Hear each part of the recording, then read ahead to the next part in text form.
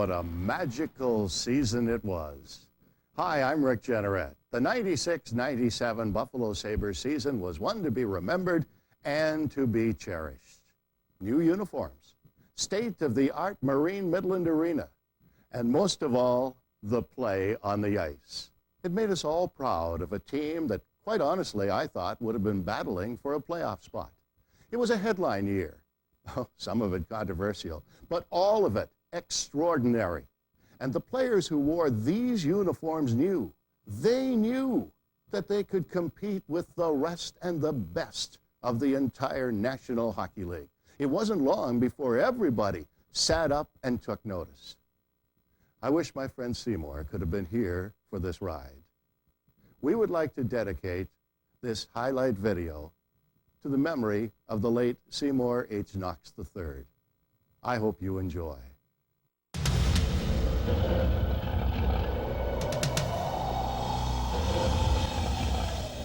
My brother Norrie and I are by no means known as gamblers.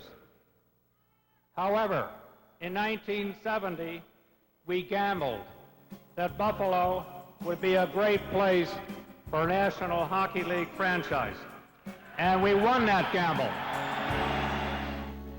Now and forever, you are a part. Seymour was a man that put his heart and soul into everything he did, and he gave everything to the Sabres. There's not too many owners in the league that would come into the dressing room every night after a game and shake the guys' hands, win or lose, and thank them and congratulate them. And he was a gentleman that made it feel like a family. When we did win in Boston that night, we all sat back and thought of Seymour, especially the guys that have been here for a few years, and almost sad actually that he wasn't around to enjoy it. And think about all the words. Every time you walk out onto the ice, there's a picture of him in the hallway, and that reminds you every day who gave us all this opportunity and who is the driving force behind the Buffalo Sabres. But most of all, I want to pay tribute tonight to my brother Seymour, the heart and soul of the Sabres, the creator of the franchise, who has worked so hard for so many years on behalf of our team. We would not be here tonight except for his perseverance and his leadership. He is an extraordinary human being, a wonderful guy, and we owe him a huge debt of gratitude.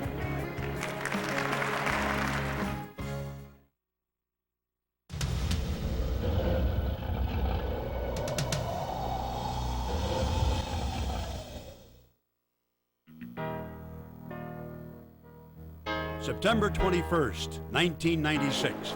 Sabres fans flocked to the $127 million, 700,000 square foot state-of-the-art Marine Midland Arena.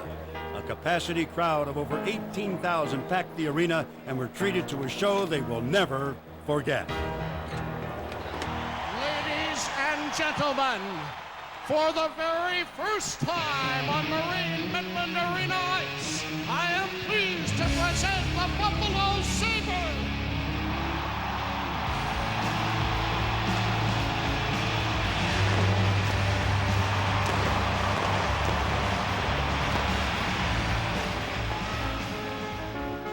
It was very exciting, I think, especially for a guy that's like myself that's been around for a while, that some things get a little stale and old, and new uniforms, new building, it was like a whole new team for me.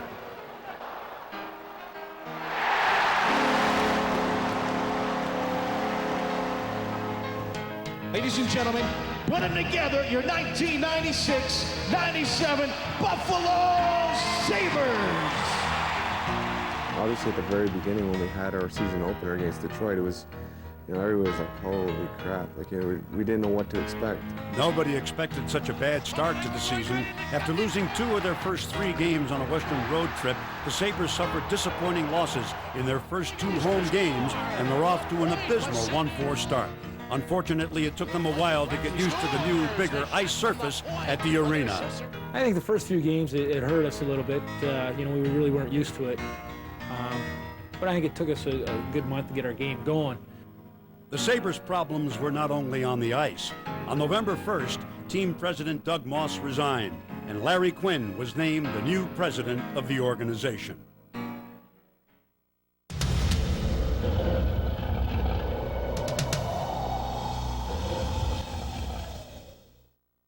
Pat LaFontaine helped lead the United States to an exciting World Cup championship. However, his success did not carry over to the start of the NHL season. In the sixth game against Pittsburgh, LaFontaine received his fifth concussion that would eventually end his season.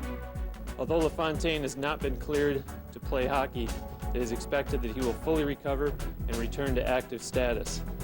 I think through all the adversity that we went through, with the Jumbotron going down, with Patty's injury,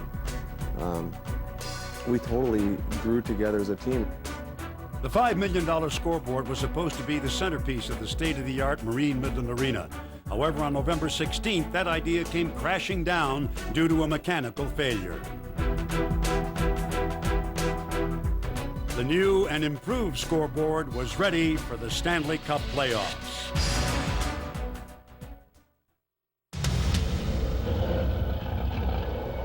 Every great season has turning points, and the Sabres had three critical ones. November 14th versus Stanley Cup champion Colorado. Again to Pekka. Pekka gets it over the line, around the defense, took his shot, scores! Michael Pekka took it. Pulsinger, the puck goes in, the Buffalo Sabres have scored! Pulsinger was packed up in the Buffalo Sabres to beat the Stanley Cup champion Colorado Avalanche 5-4. November 21st versus arch-rival Toronto.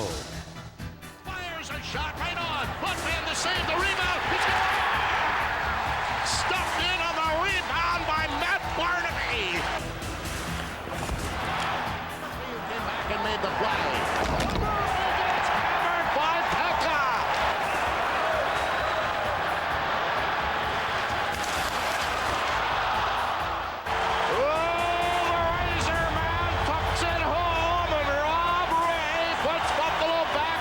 And probably most important, January 12th at Phoenix. It's going in overtime. Teddy, mentioned to me, he told me to go out and, and get us a goal, get us a big goal for the team. Stole the puck. Here's Daw. Score!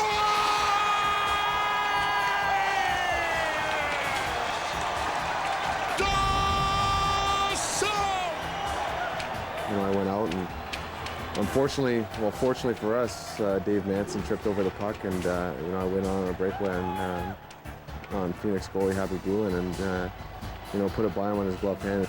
Looking back on it right now, on our season, I don't know if it was that goal or whatever, but that game, especially for the team, we had a lot of big goals from different guys, and it was definitely probably the turnaround for our team.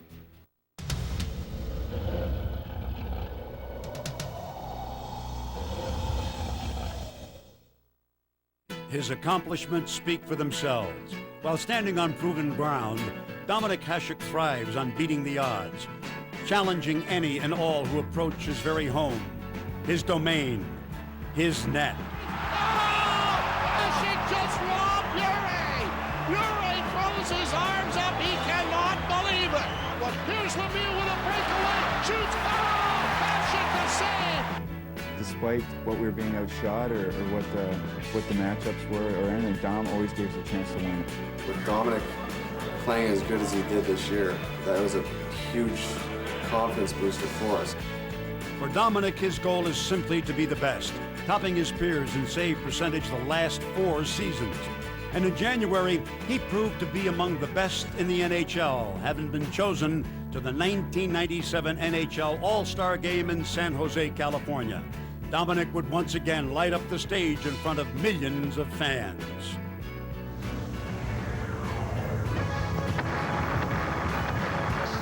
From the Buffalo Sabres, number 39, Dominik Hasek.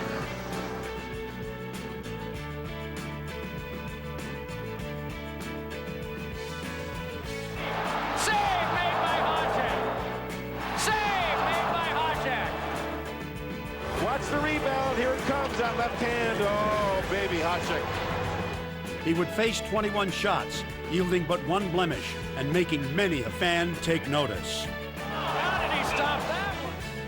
I don't be talking about this, man, for a long time. It's been fabulous. What a show. After the All-Star game, Dominic would continue his assault on the opponent's sharpshooters while earning their ultimate respect as well. Shot kicked away, rebound. Oh, Hasek! Oh my, call a cup! Hasek with an enormous save on. The buzz around the NHL would begin. Could a goalie win the Most Valuable Player award? While many thought possible, some thought unrealistic, for not since Jacques Plante in 1962 had a goalie done so. But for the Sabres, they relied on his ability to shut the opposition down, giving them a chance to win each night. We've said all year that there's not a better goalie in the world and not a more valuable player to his team than Dom was to us. There's no question about that. He did things that no one else can do, and he was the most important factor in our season. Showcasing his unique style, using every part of his arsenal, he was certainly the city of Buffalo's most valuable player, and as each game would pass and as each save was made, Dominic Hasek would anticipate the next challenge of defending his domain.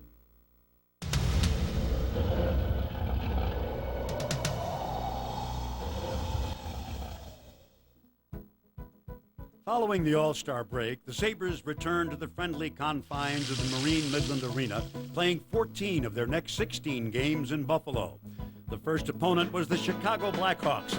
The Sabres played well, getting scoring, goaltending, and hitting from all sources. Well, it was a work of art again by Dominic Hasek. Then division rival Montreal came to town, only to fall 6-1. Razorman. Spell that one H-U-S-T-L-E. Following the big win versus Pittsburgh, the Sabres took on Dallas, proving that they were indeed legit.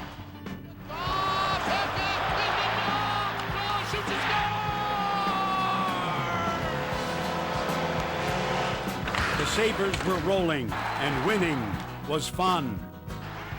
Smack in the left side. Started winning some games, started having some success, and it just became an addiction. The guys just started loving winning, and it became so much fun that we just thought we couldn't lose for a while.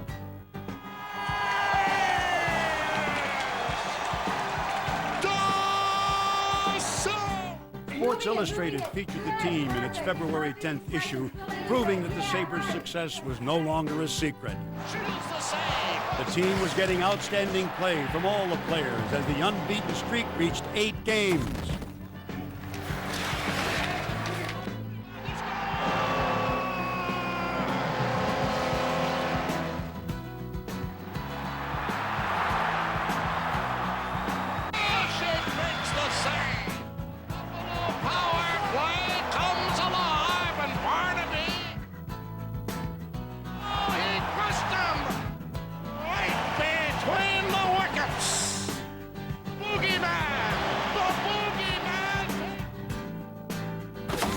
After manhandling the Bruins, the Sabres' unbeaten streak had reached 12 for the hardest working team in hockey. A look at the standings before the homestand showed the Sabres in a respectable 5th in the conference. However, by the end of the streak, the Sabres were leading their division and closing in on Philadelphia for the top spot in the conference.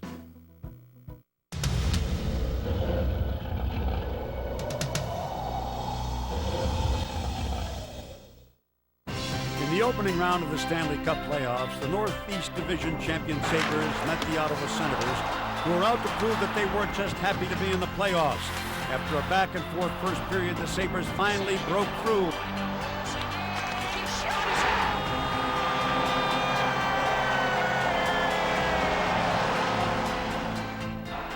And this series became a battle.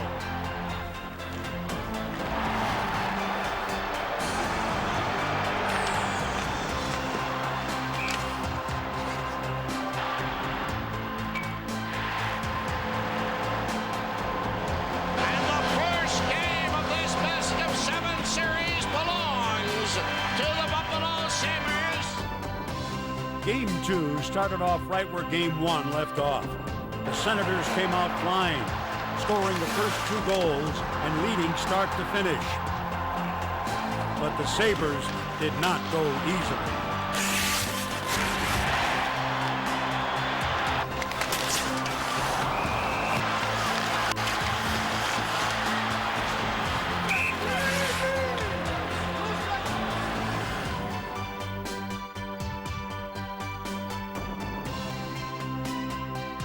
Game 3 followed with chances at both ends. Randy Berg scored on a nice play to put the Sabres on the board. Then the unthinkable happened. Dominik Hasek injured his knee.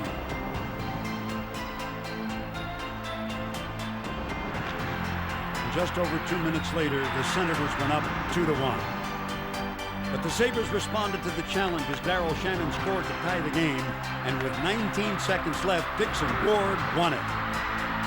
Anytime you can do something like that, you get fortunate enough to get that opportunity to score a big-time winning goal, then it's something you never forget. The series had become a true rivalry. Steve Shields and Ron Tugnut now took center stage.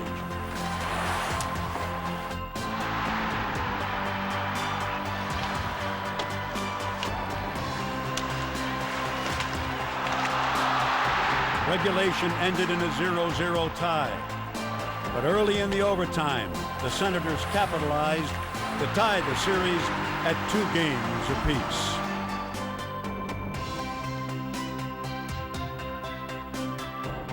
By Game 5, it was evident that these 2 teams didn't exactly care for each other. This one broke out with Bugner firing punches in front of the net with Lambert, and the boogeyman and Lambert going at it. Daniel Alfredson scored twice as the Senators took a 3-2 series advantage.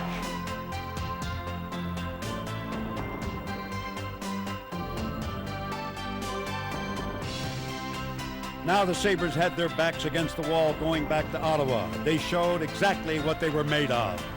All I can say is Steve Shields, I believe made himself a career. And, if anybody ever doubted Steve Shields, he was great.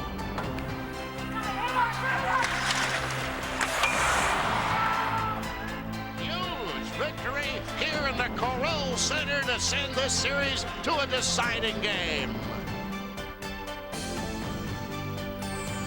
Playing in a Game 7 is what every player dreams about, and the game lived up to expectations.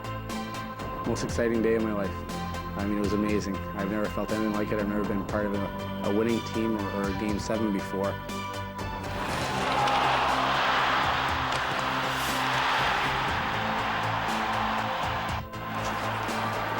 The Senators scored first,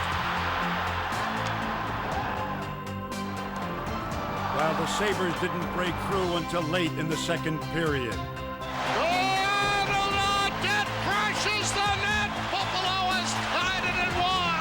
The Senators scored again in the third to regain the lead, but once again, the Sabres responded.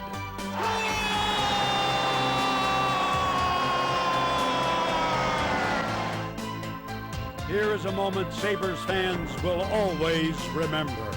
Snapping it behind the net. Yali comes up with it there and banks it off the glass all the way to center. Back again by Duchesne, knocked down by Plant. Plant slides in over the line. Plant cooking shot. Are you ready, Legion of Doom? Here come the Buffalo Sabres. Winning overtime in Game 7 was probably one of the most exciting hockey moments I think a lot of guys have experienced in their career so far. When I saw Derek score that, I knew the feeling. I had scored a goal in overtime in the past, and what a great feeling that is to win a series.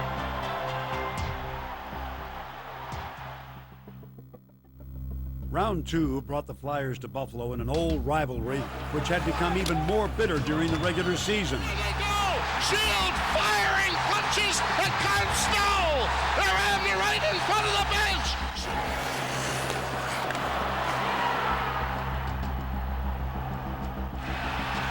the young Sabres showed the Flyers no respect.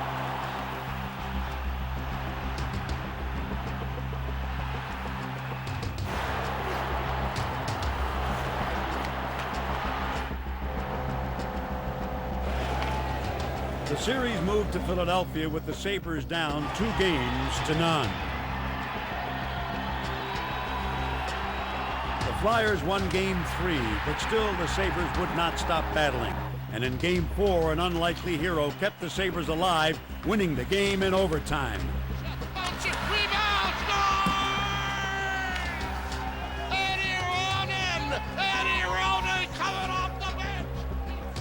But the Flyers prevailed in Game 5, ending the Sabres season, while they went on to the Stanley Cup Finals.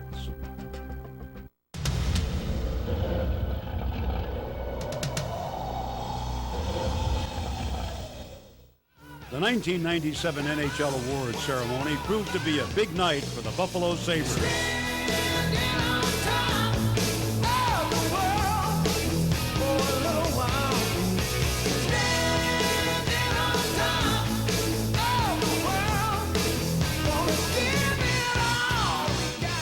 Dominik Hasek led the league in save percentage again and made over 2,000 saves. No wonder they call him the Dominator.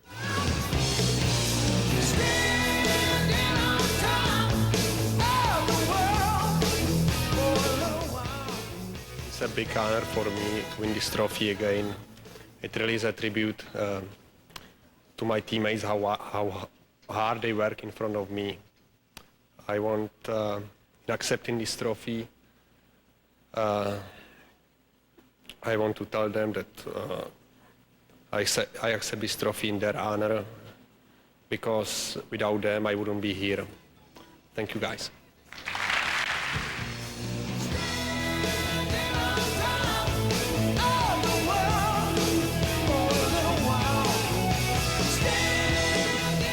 Dominik didn't mention him by name, but center Michael Pekka stood out all year long as the best defensive player in the NHL.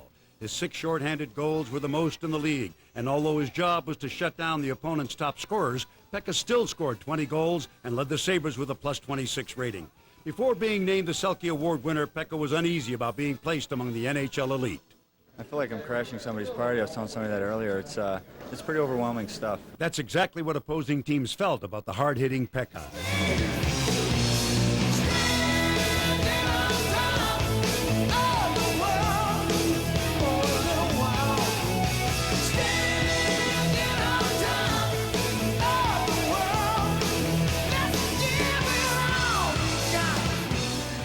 No, by no means is this an individual award for me. I mean, I had line mates and teammates that busted their butts all year long, and of course having Dominik Hasek between the pipes makes it a lot easier for anybody to play well defensively.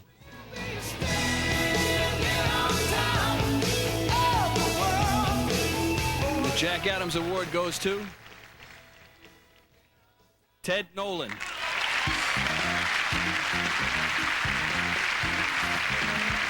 Winning the Adams in just his second year behind the bench, Ted Nolan guided the Buffalo Sabres to their first divisional title since 1981. In the 73-year history of the Hart Trophy, only 4 goaltenders have been awarded this prestigious honor.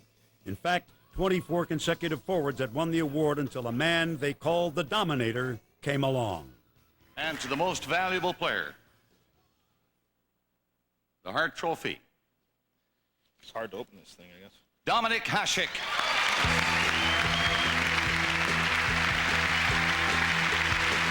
Already tonight's Vezina winner, Dominik Hasek is the first goalie to win the Hart since Jacques Plante 35 years ago. It's a fantastic honor for me, you know. After winning Vezina Trophy a couple of minutes ago, and Pearson Trophy from the who voted all the players for me. This is something I cannot describe in words. I cannot forget the Buffalo Sabres fans. You are terrific in Buffalo. I truly believe I play much better because of your support.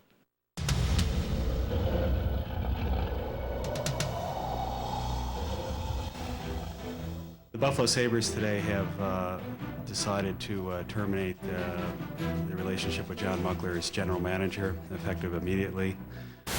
We have some improvement we have to make in the organization and get ourselves in a position where we're stronger in our communication and our ability to lead ourselves to the Stanley Cup. I'm very proud to announce that the new general manager of the Buffalo Sabres is Darcy Regier. First of all, I'd like to say that I'm extremely proud to be a Buffalo Sabre and a part of the Buffalo Sabre family. In joining the Buffalo Sabres family, Regier comes from a long relationship with the New York Islanders, where he served most recently as assistant general manager, as well as assistant coach and director of hockey administration. One of Darcy's first responsibilities was hiring a head coach. I have made a recommendation to the team president that has been accepted and unanimously endorsed by the ownership. The Buffalo Sabres have decided to offer Ted Nolan a contract commensurate with his experience and accomplishment. I've offered Ted a one-year extension to see if we can build the type of relationship that is critical to putting a winning team on the ice. Ted Nolan rejected Regier's offer, and his tenure with the Buffalo Sabres ended. It's with great pleasure today to introduce the new head coach of the Buffalo Sabres, Lindy Ruff.